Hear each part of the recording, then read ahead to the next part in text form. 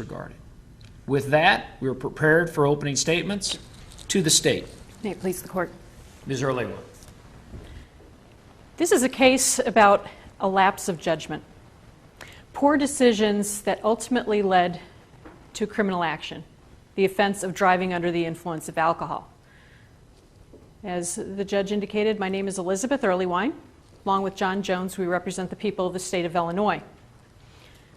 August 20th was just a beautiful, perfect summer day. And on this sunny summer day, the defendant, Daniel Mason, decided to get together with some friends, play some ball at the local park by the college. And that was when the first poor decision came. You see, while he was playing ball, he decided that it would be okay to drink some alcoholic beverages. But it didn't just stop with a couple of alcoholic beverages. He drank enough, you're going to hear, to raise his blood alcohol content above the legal limit to 0.115. The next poor decision came after the game, when the defendant got into his car, put the key in the ignition, and drove off. Fortunately, Officer Michael Malinowski was in the area, and he was at the intersection of Ambrose and Blackhawk, not far from the ball field, when he saw the defendant driving his Hyundai Elantra, and first noticed him when he rolled the stop sign. That's not all he saw. He saw further consequences of the defendant's lack of judgment. That was a very wide right turn that actually took the defendant into the oncoming lane of traffic. And from there, Officer Malinowski followed the defendant and saw him drift from one side of the lane to the other, actually crossing the lane lines. It was this time he'd seen enough to cause him concern, and he stopped him. The defendant pulled off into a parking lot and stopped at a kind of an odd angle. Officer Malinowski approached the defendant in the driver's side. He was the only occupant of the car, and immediately noticed a strong odor of an alcoholic beverage.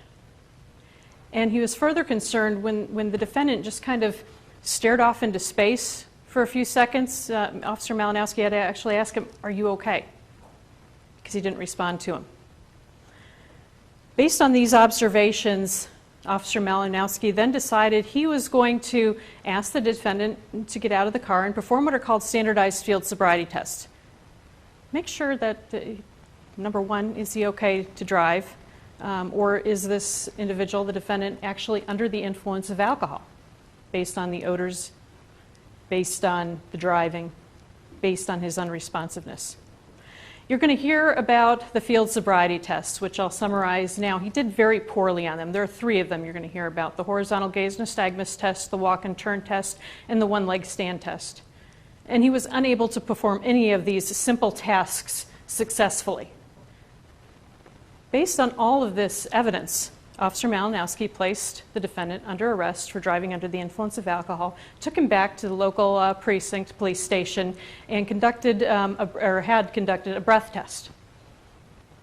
That breath test was performed by Trooper Joe Anderton, who you'll also hear from today, a breath test officer and technician, who will tell you that based on that instrument, the defendant was driving with a blood alcohol content of 0.115. So you're going to hear evidence of both impairment and of that illegal blood alcohol content. You'll hear evidence of the defendant's lack of judgment for yourself. And when we're done with the evidence and done with arguments, I'm going to come back and ask you to find the defendant guilty of that charge. Thank you. Ms. Earlywine, thank you.